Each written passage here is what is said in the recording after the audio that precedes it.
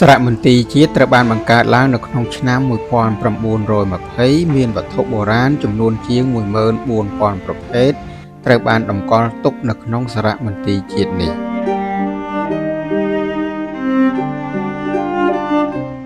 នៅក្នុងវីដេអូដែលខ្ញុំបង្ហាញនេះគឺបង្ហាញអំពីកាំភ្លើងត្បាល់ដែលបន្សល់ទុកនៅក្នុងសតវត្សទី19ទី20ដែលមានជាហូរហែណាមានតាំងពីកាំភ្លើងផលិតនៅប្រទេសចិន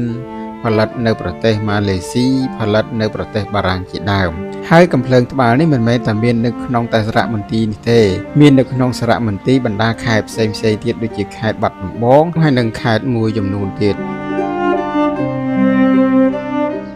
កាំភ្លើងនេះមិនមែនតែមានតែនៅខាងក្រៅណានៅផ្នែកខាងក្នុងក៏មានសម្បូរជាច្រើនដើមដែរដូចជាផលិតនៅប្រទេសម៉ាឡេស៊ីប្រទេសចិនប្រទេសបារាំងហើយកាំភ្លើងមួយចំនួនទៀតមិនស្គាល់ប្រភពនោះទេភាគច្រើនកាំភ្លើងដែលសល់នេះគឺជាកាំភ្លើងសម័យពាក់កណ្ដាលកាំភ្លើងធំមិនស្គាល់ប្រភពនោះទេជាសម័យកណ្ដាលជាប្រភេទសម្រាប់នេះគឺជាកាំភ្លើងធំសម័យបុរាណយើង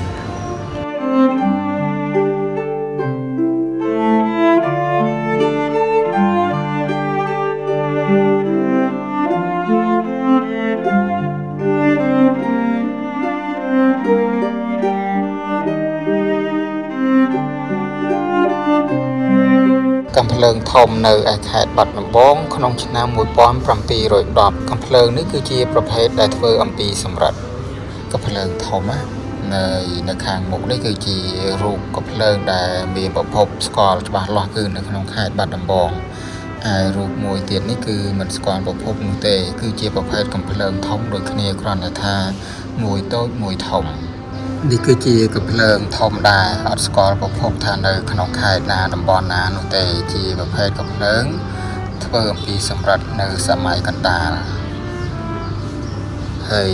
មួយទៀតនេះគឺជាកាំភ្លើងធំដែរផលិតនៅប្រទេសម៉ាឡេស៊ីជាសម័យកណ្ដាលហើយផលិតចេញអំពីសម្រាប់នៅខាងចុងនេះក៏ជាប្រភេទកាំភ្លើងធំដែរអត់ស្គាល់ប្រភពច្បាស់លាស់ថានៅខេត្តណាខេត្តណីនោះទេនៅសម័យថ្មីនេះគឺនៅក្នុងសតវត្សទី20ជាប្រភេទសម្រាប់ទាំងអស់កាំភ្លើងនៅខាងចុងនេះនៅខាងចុងក្រោយគេបង្អស់នេះគឺជាកាំភ្លើងផលិតនៅប្រទេសបារាំងកាំភ្លើងធំផលិតនៅរោងចក្រប្រទេសបារាំងសម័យកណ្ដាលផលិតចេញពីសម្រាប់